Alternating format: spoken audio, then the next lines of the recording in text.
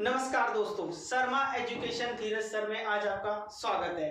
आज मैं एक ऐसे महत्वपूर्ण बिंदु पर चर्चा कर रहा हूं जो हमारे हर कंपटीशन एग्जाम में जरूर एक ना एक क्वेश्चन आता ही है, और वो महत्वपूर्ण बिंदु है मौर्य वंश। कौन सा? मौर्य वंश। मौर्य वंश की स्थापना 322 ईसा पूर्व से और कब तक रहा?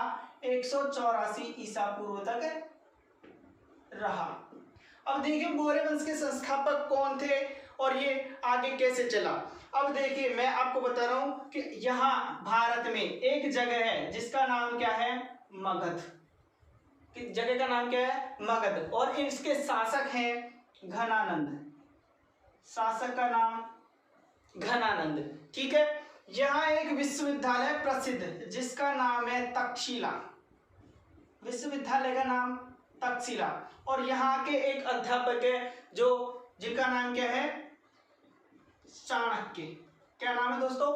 चाणक्य। अब देखिए घनानंद और चाणक्य से यहाँ शुरुआत होती है मौर्य वंश की स्थापना की। इन दोनों में जो वार्तालाप होगी इन्हीं के जरिए मौर्य वंश आएगा। देखिए कैसे कि भाई चाणक्य जी हैं जो तक्षशिला के गुरु जी हैं, इनको कहीं से खबर मिलती है कि सिकंदर नाम का एक महान शासक जो विश्व विजेता रहा है वो कहाँ आक्रमण करेगा?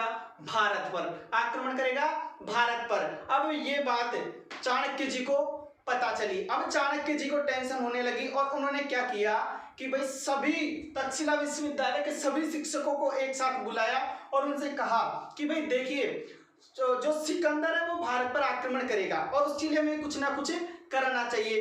तो सभी शिक्षक कहते हैं भाई हम क्या कर सकते हैं? हम युद्ध तो कर सकते है नहीं। तो बोला क्या करें? तो चाणक्य जी ने कहा कि भाई बात ऐसी है, हम जो क्या है कि सारे राजाओं के पास जाएंगे और उनको एक साथ इकट्ठा करके और कहेंगे कि आप एक साथ मिलकर सिकंदर से युद्ध करिए, तब तो आप जीत सकते हैं, वरना सिकंदर से जीतना मुश्किल है। ठीक है। तो जो बाकी शिक्षक थे उन्होंने क्या किया? उन्होंने कहा कि देखो भाई चाणक्य जी, हमारे पास तो टाइम है नहीं, हमारी तो कक्षा का समय हो चुका है और ऐसे है कि आप अगर करना चाहो तो आप कर सकते हो। तो चाणक्य जी ने कहा भाई ठीक है, अब आप नहीं करे तो मुझे तो करना ही पड़ेगा। ये क्या हुआ? उस समय भारत का सबसे बड़ा क्षेत्र या राज्य था कौन सा? मगध। कौन सा था? मगध। और वहां के शासक थे घनानंद। कौन थे? घनानंद, जो कि बहुत प्रसिद्ध शासक थे। क्यों? क्योंकि वो लोग उनको बहुत बुरा शासक मानते थे, लोगों के प्रति वो कोई भावनाएं नहीं रखते थे, वो हमेशा शराब पीकर मस्त रहते थे। अब देखिए ये यहां से जाते हैं मगध की ओर। किधर जाते हैं? मगध की ओर। मगध में जाकर चाणक्य जी घनानंद से कहते हैं, किससे? घनानंद से। घनानंद के पास जाएंगे कैसे? जाएंगे उससे पहले दरबारी रोकेंगे कि नहीं रोकेंगे? दरबारी ने कहा भाई हाँ, कहाँ जा रहे हो? तो चाणक्य जी कहते हैं देखो मुझे तुम्हारे राजा घनानंद से मिलना है, एक महत्वपूर्ण विषय पर बात करने आया हूं। बोला ठीक है, मिलवा देंगे आपसे, इंतजार कीजिए, अभी इंतजार कीजिए। घनानंद क्या था कि अंदर जो नृत्यशाला थी उसमें बैठकर आराम से नृत्य देख रहा था। वहां आराम से गाने चल रहे थे, वो आराम से डांस देख रहा था भाई। अब क्या हुआ? कम से कम 2-2.5 घंटे, समय बहुत ज्यादा हो गया। अब चाणक्य जी को हुआ, चाणक्य जी ने सोचा कि भाई अब क्या करें, ये तो मिलने आ नहीं रहा और मुझे जो वापस भी जाना है कहाँ पे? तक्षशिला के लिए। किधर जाना है? तक्षशिला के लिए। तो इन्होंने क्या किया कि डायरेक्ट सभा में घुस गए और उन्होंने जाकर देखा कि जो घनानंद है वो तो नृत्य देखने में व्यस्त हो रहे हैं। अब इन्होंने घनानंद के पास जाकर कहा कि देखो राजा, कि सिकंदर नाम का एक शासक है जो भारत पर आक्रमण करेगा। क्या करेगा? भारत पर आक्रमण करेगा। तो घनानंद कहता है कि क्या हुआ? तो आक्रमण करेगा तो देख लेंगे। बोला नहीं, वो बहुत प्रतापी शासक है, वो तुम्हें हरा देगा। बोला जब आएगा जब देखा जाएगा। और ये कहकर उसने इसको धक्का मारकर नीचे गिरा दिया। जैसे ही धक्का मारा पंडित जी थे वैसे ही थे, इनकी चोटी की गांठ खुल गई। गिरते ही क्या हुआ? चोटी की गांठ खुल गई। चोटी की गांठ खुलते ही को चाणक्य को गुस्सा आ गया। गुस्सा आते उन्होंने कहा कि देख घनानंद, अब इस चोटी में तभी गांठ दूंगा जब मैं तेरे नंदवंश का सर्वनाश कर दूंगा, तभी मैं अपनी चोटी में गांठ दूंगा। ये कहकर वो वापस क्रोधित होकर तक्षशिला की तरफ बढ़ते हुए जा रहे हैं। रास्ते में एक जगह आती है जिसका नाम है पाटलिपुत्र। क्या नाम है? पाटलिपुत्र। अब यहाँ पे इसके पास एक जगह है, वहां के जंगलों में एक शिकारी है। शिकारी के पास 8-10 बच्चे हैं। क्या है? 8-10 बच्चे हैं। वो उनको काफी समय से भोजन नहीं दे रहा था, काफी समय से भोजन नहीं दे रहा था। अब उनका नेतृत्व कर रहा था एक लड़का उनका नेतृत्व कर रहा था। उसका नाम देखिए क्या था दोस्तों? चंद्रगुप्त। क्या था? चंद्रगुप्त इनका नेतृत्व कर रहा था। ये कह रहा था कि देखो इन बच्चों को भोजन दे दो। अब शिकारी बार बार मना कर रहा था, लेकिन फिर शिकारी ने एक बात कही कि देख, मैं एक शर्त रखता हूं, अगर तू उस शर्त को माने तो मैं इनको भोजन दे दूंगा, और ध्यान रखना अगर उस शर्त में तू हार गया तो मैं इनको भोजन नहीं दूंगा। तो बोला शर्त बताइए। तो उसने क्या किया? शर्त बताई कि मैं एक पक्षी का शिकार करता हूँ, यहाँ से बाण छोड़ूंगा, पक्षी को मार के नीचे गिराऊंगा, जमीन पर गिरने से पहले अगर उस पक्षी को तूने पकड़ लिया, जमीन पर गिरने से पहले उस पक्षी को तूने पकड़ लिया तो मैं इनको भोजन दे दूंगा। लेकिन साथ में शर्त ये भी है कि तेरे साथ मेरे शिकारी कुत्ते भी भगेंगे, अगर इन कुत्तों में तेरे से पहले पकड़ा तो मैं इनको भोजन नहीं दूंगा। ये बात हो गई। तो वो उसने कहा ठीक है, मुझे शर्त मंजूर है। ये सारी चीज कौन देख रहा था? चाणक्य। चाणक्य ने कहा कि बच्चा बहुत ही इंटेलिजेंट है, फर्स्ट बार में ही आईएएस टॉपर कर सकता है। तो ये चीज देख रहा था। अब क्या हुआ? जैसे ही शिकारी ने बाण चलाया और चंद्रगुप्त ने भग कर उस पक्षी को पकड़ लिया। अब शिकारी फेल हो गया। शिकारी कहता है कि भाई तूने मेरे कुत्तों को कुछ ना कुछ खिलाया है, नहीं तो मेरे कुत्ते हार ही नहीं सकते, ये सबसे पहले पकड़ते, और वो खाना देने से मना कर देता है। ये सारी चीज देख रहा था चाणक्य। चाणक्य वहां से आता है शिकारी के पास कि भाई देख शिकारी, इस बच्चे को बेचेगा क्या? तो शिकारी कहता है भाई बेच तो दूंगा, ये तो वैसे भी मेरे कोई काम का नहीं है, वैसे ही लीडरशिप करके भड़काऊ भाषण देता है। तो बोला बेच दूंगा।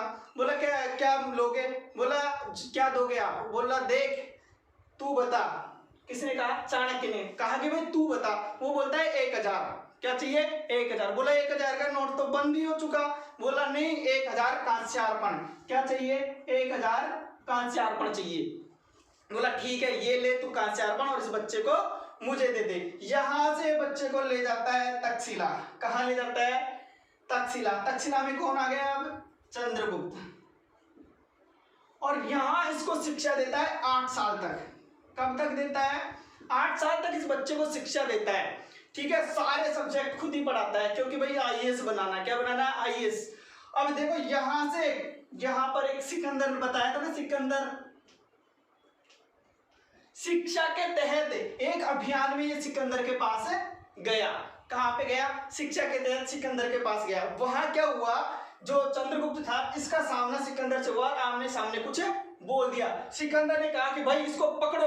अब यहां से क्या, जैसे ये सिकंदर ने कहा पकड़ो, ये वहां से भागकर वापस किधर आ गया? तक्षशिला। तो गुरुजी कहते हैं शाबाश बेटा, यही एक बात होनी चाहिए कि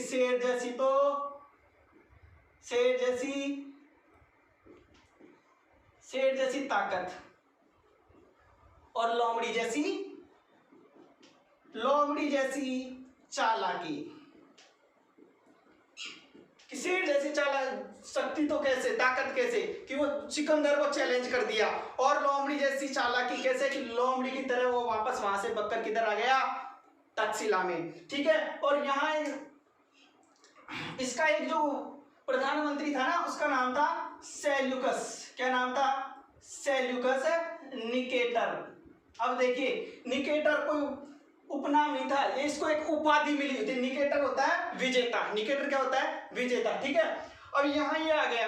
ठीक है, वापस क्या होता है कि सिकंदर की मृत्यु हो जाती है। क्या हो जाती है? सिकंदर की मृत्यु। सिकंदर की मृत्यु होते ही यहाँ का शासक कौन बनेगा? Seleucus Nicator. ये जगह कौन सी है? सीरिया है। कौन सी है? सीरिया। यहाँ का शासक कौन बनेगा? Seleucus Nicator. अब देखिए सेल्यूकस निकेटर जैसे ही शासक बना, और इसकी एक पुत्री थी जिसका नाम था हेलेना। क्या नाम था? हेलेना। तो वही शिक्षा की नीति के तहत वापस ये एक बार किधर जाता है? सेल्यूकस निकेटर के पास। भाई शिक्षा पद्धति में था ना कि इसमें क्या था कि जब शिक्षा दी जाती थी उसमें वहां के राजकार्यों को देखा जाता था, युद्ध पद्धतियों को देखा जाता था, युद्ध क्षेत्र को देखा जाता था। ये सारी चीजें देखने के लिए कौन गया था?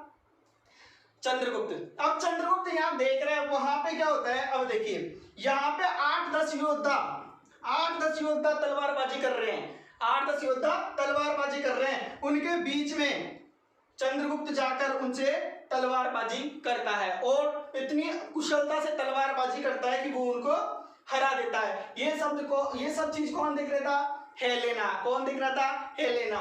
भाई हेलेना ने ये देखा कि छोरा तो बहुत बढ़िया है और बहुत ताकतवर है, तो इससे हो गया प्यार। किससे हो गया? चंद्रगुप्त से। क्या हो गया? चंद्रगुप्त से इसको हो गया प्यार। अब क्या हुआ कि यहां से बेबी कहाँ चली गई? अरे सेल्यूकस की बेबी है ना बेटी, तो ये कहाँ चली गई? बेबीलोन। कहाँ चली गई? बेबी चली गई बेबीलोन। और चंद्रगुप्त किधर आ गया?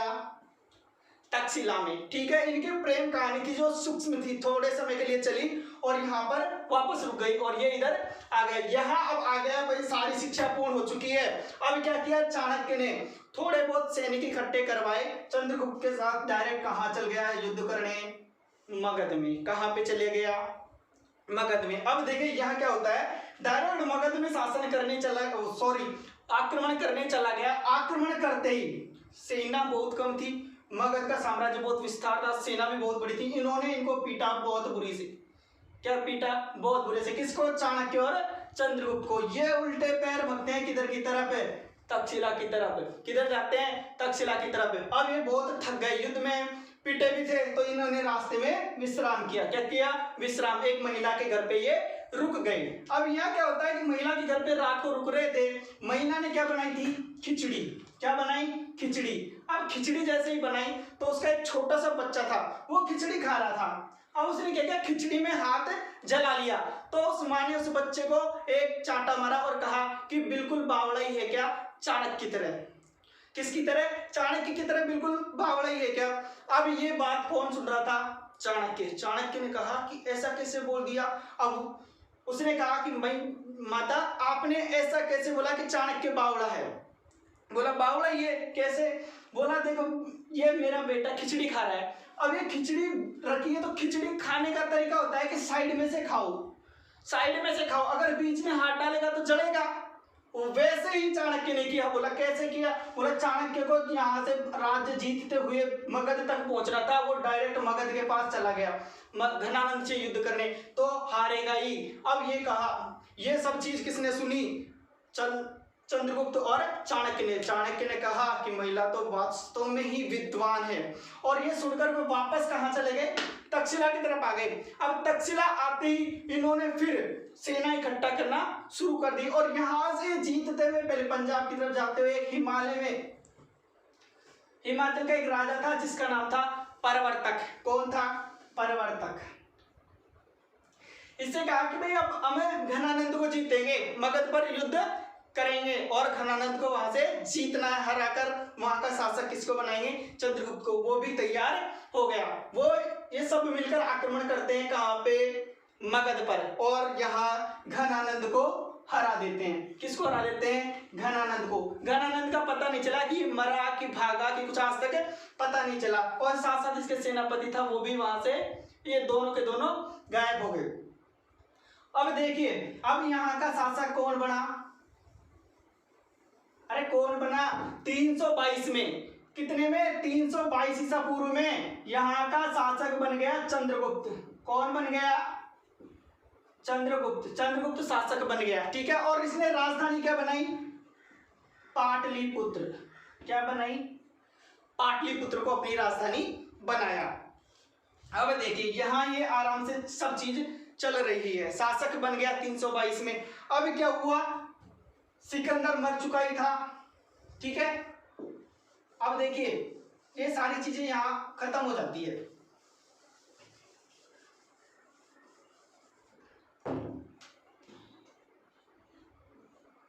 ये तक्षशिला है ही। अब सीरिया से जो शासक था ना, अरे सेल्यूकस निकेटर, अब सेल्यूकस ने क्या किया कि सिंधु नदी को पार किया 305 में। कब पार किया? 305 ईसा पूर्व में। और इधर से चंद्रगुप्त ने, यहां दोनों में होता है युद्ध। इसने सिंधु को पार कर भारत में प्रवेश कर दिया। 305 ईस्वी में यह युद्ध होगा यहाँ पे, और इधर से कौन आ गया? चंद्रगुप्त। इन दोनों में भयंकर युद्ध होता है और जीतता कौन है? चंद्रगुप्त जीतता है और सेल्यूकस निकेटर हार जाता है। और इनके बीच में एक महत्वपूर्ण प्रथम अंतरराष्ट्रीय संधि होती है 303 ईसा पूर्व में। कब होती है? 303 ईसा पूर्व। अब देखना यहाँ प्रथम कई चीजें होंगी। देखना, प्रथम अंतरराष्ट्रीय संधि हुई 303 ईसा पूर्व में। उसके बाद देखिए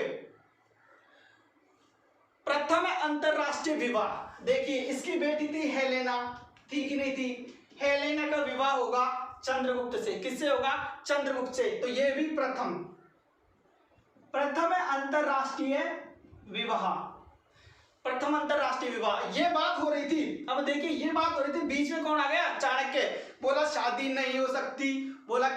बोला शादी होगी तो मेरी एक शर्त रहेगी। बोला शर्त बताइए। चंद्रगुप्त ने कहा कि बोला गुरुजी शादी हो जाने दो, पहले ही हमारी प्रेम कहानी है, प्रेम विवाह है ये तो गुरुजी ने कहा कि भाई देख चंद्रगुप्त, शादी के लिए मैं मना नहीं करूंगा, शादी आराम से करना, लेकिन मेरी एक शर्त रहेगी। बोला शर्त क्या है? चाणक्य क्योंकि दूरदर्शी था, दूर की सोचने वाला, दूरदृष्टि रखने वाला, उसने कहा कि देख शर्त, मेरी प्रथम शर्त तो ये रहेगी कि जो ये हेलेना है ना, ये चंद्रगुप्त के राजकार्य में बाधा नहीं बनेगी। मतलब चंद्रगुप्त राजकार्य के लिए जो भी कदम उठाएगा उसके बीच में हस्तक्षेप नहीं करेगी, गृह कार्य में खूब करो। ठीक है। नंबर 2, ये किसने कहा कि जो हेलेना से उत्पन्न संतान कभी भी भारत पर राज्य नहीं करेगी, मतलब राज्य गद्दी पर नहीं बैठेगी।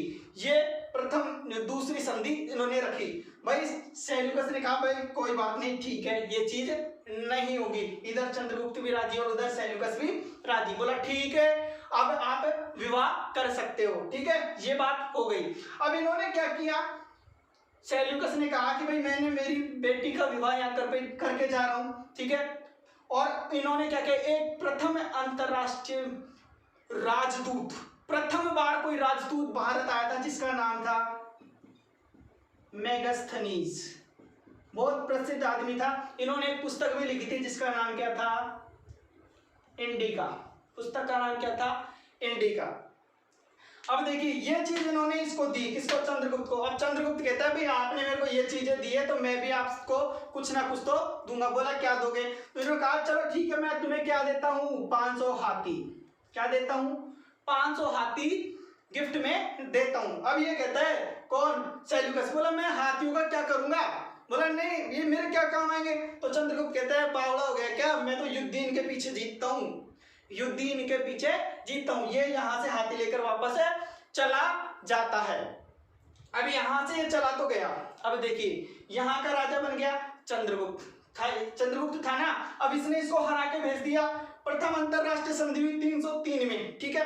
अब देखिए यहाँ जो चंद्रगुप्त था ना, चंद्रगुप्त ये प्रथम मौर्य वंश का शासक था जिसने दक्षिण भारत तक शासन किया। यहाँ देखिए सौराष्ट्र नामक एक जगह है जिसमें इसने पुष्यगुप्त नाम का एक गवर्नर बनाया। पुष्यगुप्त।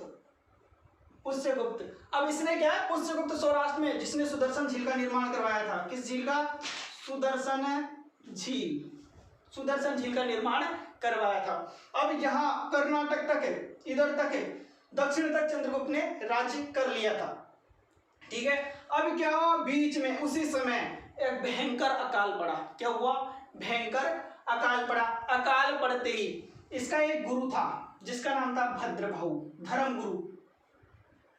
अरे गुरु कई तरीके के होते हैं। चाणक्य तो था ही, अरे चाणक्य तो इसका गुरु था ही, राजगुरु।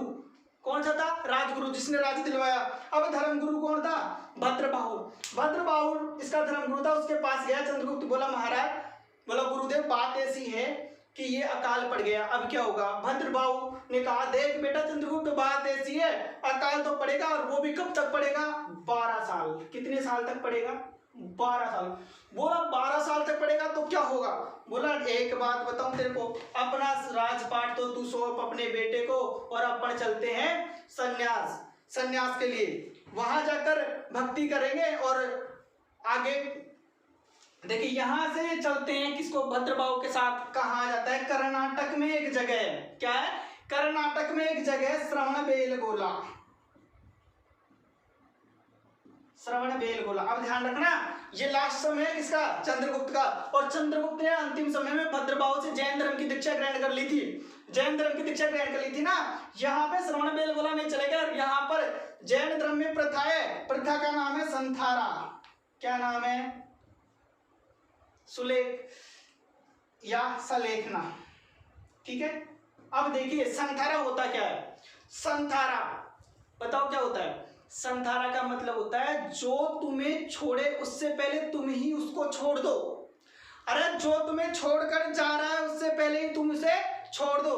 कहने का मतलब ये शरीर तुम्हें छोड़कर जाएगा तो उससे पहले ही तुम इस शरीर को छोड़ दो। ये था संथारा। यहाँ इसने संथारा ग्रहण किया और अपनी मृत्यु अपने को संथारा ग्रहण करके अपनी मृत्यु को प्राप्त किया। अब ध्यान रखना यहाँ एक मंदिर है जिसमें भद्रबाहु और चंद्रगुप्त के लगभग 90 चित्र मिलते हैं। कितने, लगभग 90 चित्र मिलते हैं, ठीक है।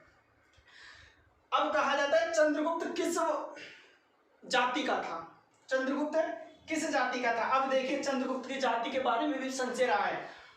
तो ब्राह्मण शास्त्र या ब्राह्मण ग्रंथ में, उससे पहले मैं बता दूं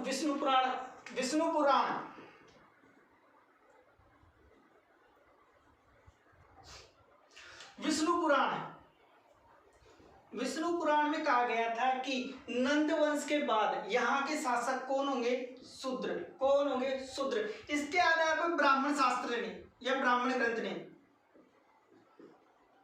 ग्रंथ ने माना कि जो चंद्रगुप्त थे ये कौन सी जाति के थे, शूद्र जाति के। इसके बाद जैन और बौद्ध ग्रंथ ने इन्हें माना क्षत्रिय। क्या माना, क्षत्रिय। इसके अलावा एक मुद्रा राक्षस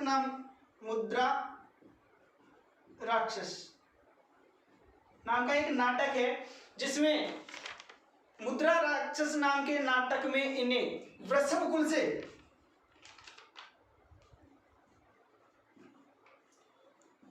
से उत्पन्न माना है, ठीक है। ये बात तो हो गई यहाँ की। इसके अलावा दो विदेशी और थे, उन्होंने इसके लिए 2 बात की। ये देखिए पहला था जस्टिन ने इसके लिए कहा है चंद्रगुप्त के लिए कि चंद्रगुप्त की जो सेना थी वो डाकुओं की सेना थी, डाकुओं का गिरोह। क्योंकि इसने यहाँ से सेना इकट्ठी करके किसको हराया था, घनानंद को। डाकुओं की तरफ वहां उसको जाकर हराया और वहां का राजा बना। उसके बाद एक दिन इसने क्या कहा, डाकुओं का गिरोह। इसके बाद प्लूकार्ट नाम के एक और थे, उन्होंने कहा है कि जो एक चंद्रगुप्त थे ना, इन्होंने 6 लाख सेना लेकर भारत को रौंदा या भारत को जीता। कितनी, 6 लाख सेना लेकर भारत को जीता। उसके अलावा इसको कई उपाधियां भी दी गई है। किसको, चंद्रगुप्त को। पहली उपाधि है भारत का ऐतिहासिक सम्राट।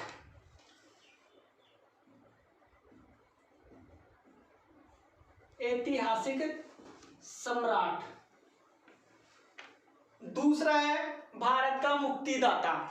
दूसरा कौन सा है, भारत का मुक्तिदाता कैसे, अरे घनानंद जो अयोग्य शासक था ना, उससे उसको हराकर इसने शासन किया था, मुक्ति दिलाई थी भारत को।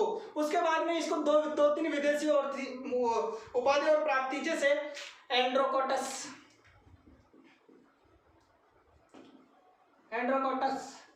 और सेंट्रोकोटस, ये इसकी उपाधियां थी। अब देखिए भाई, चंद्रगुप्त का पूरा इतिहास यहाँ पर है। इसके अलावा चंद्रगुप्त से, मौर्य वंश में जो चंद्रगुप्त शासक है ना, इससे बाहर कुछ भी नहीं आता है। कई एग्जाम में यही चीजें फंसती है, ठीक है।